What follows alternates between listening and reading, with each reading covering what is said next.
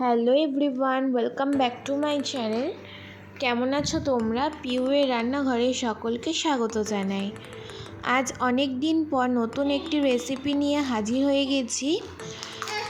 আজকের রেসিপি ইন্দুবালার হোটেলের সেই বিখ্যাত কাঁচা কচু বাটা। এই রেসিপিটা প্রায় হারিয়েই গেছে, আর আগে আমি কচু বাটা রেসিপিটা চ্যানেলে দেওয়াই রয়েছে। চলো দেখে নেওয়া যাক আজকের রেসিপি। আর ভিডিওটি স্কিপ না করে ফুল ভিডিও দেখার অনুরোধ রইল।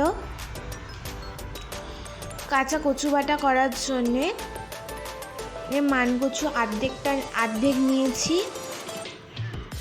একে ভালোভাবে খোসা ছাড়িয়ে টুকরো টুকরো করে কেটে নেব। এখন কাটা হয়ে গেছে, আর বেশ মোটাভাবেই খোসাটা ফেলেছি আর ভালো করে ধুয়ে রেখে দিয়েছি। এবার আমি গ্রেট করে নেব।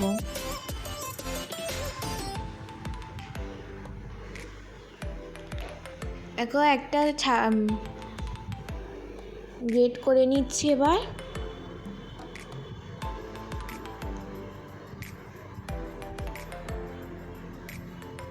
তোমরা চাইলে মিক্সিতেও পেস্ট করে নিতে পারো।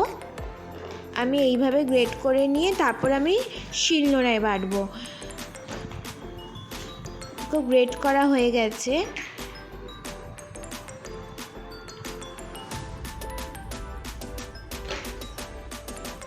এবার আমি এর মধ্যে থেকে সব কচুগুলোকে নিয়ে সব রসটাকে চিপে ফেলে দেবো।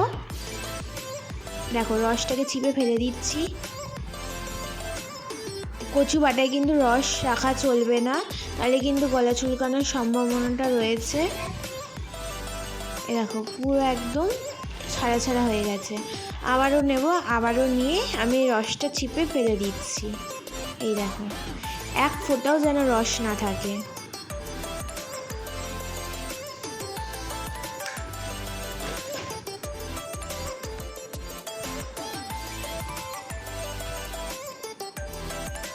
এখন সব চেপা হয়ে গেছে। এবার আমি একটু ছাড়িয়ে ছাড়িয়ে নেব।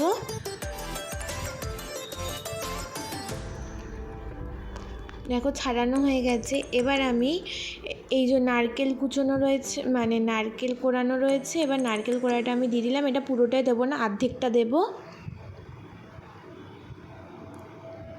তারপর দেবো হচ্ছে 3 থেকে 4টে কাঁচা লঙ্কা, আর একটা শুকনো লঙ্কা দিয়েছিলাম, সেটা পরে স্কিপ করে গেছি দেখাতে। আর দেবো 1.5 চামচ মতো সর্ষে বাটা। এটাকে আমি ভালোভাবে বেটে নেব।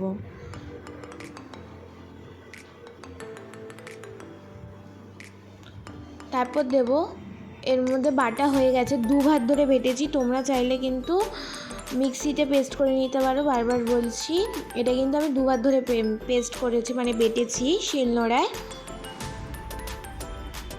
2 ভাত ধরেই বাটতে হবে, তাহলে এরকম মিহি হবে। তারপর 2 চামচ মতো নুন দিয়ে ভালো করে মেখে উপর দিয়ে কাঁচা সর্ষের তেল ছড়িয়ে দিয়েছি।